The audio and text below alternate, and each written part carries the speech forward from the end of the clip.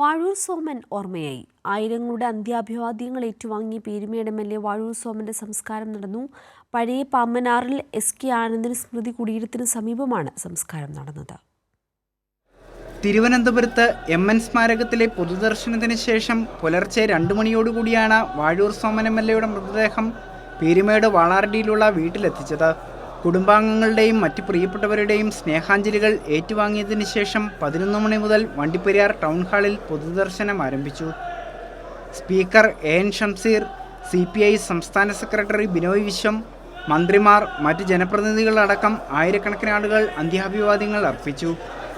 ജനങ്ങൾക്ക് വേണ്ടി അവസാന ശ്വാസം വരെ ശബ്ദിച്ച നേതാവിനെയാണ് നഷ്ടമായതെന്ന് മന്ത്രി K രാജൻ പറഞ്ഞു. ഞാൻ സത്യത്തിൽ ഒരു കമ്മ്യൂണിസ്റ്റായിട്ടുള്ള ജനപ്രതിനിധി എപ്പോഴും ആഗ്രഹിക്കുന്ന ഒരു കാര്യം അവസാന നിമിഷത്തിലും തൻ്റെ നാട്ടുകാർക്കും താൻ പ്രതിനിധീകരിക്കുന്ന വർഗത്തിനും വേണ്ടിയിട്ടുള്ള ശബ്ദം ഉയർത്തണമെന്നാണ്.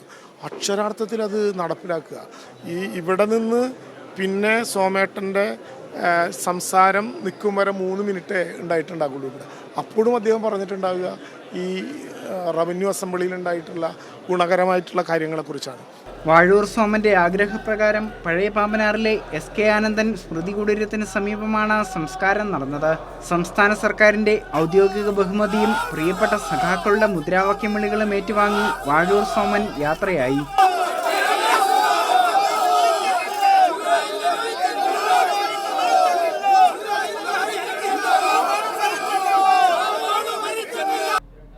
സംസ്കാരത്തിന് ശേഷം പഴയ പാമ്പനാറിൽ അനുശോചന യോഗം നടന്നു. അനുശോചന യോഗം CPI സംസ്ഥാന സെക്രട്ടറി ബിനോയ് വിശ്വം ഉദ്ഘാടനം ചെയ്തു.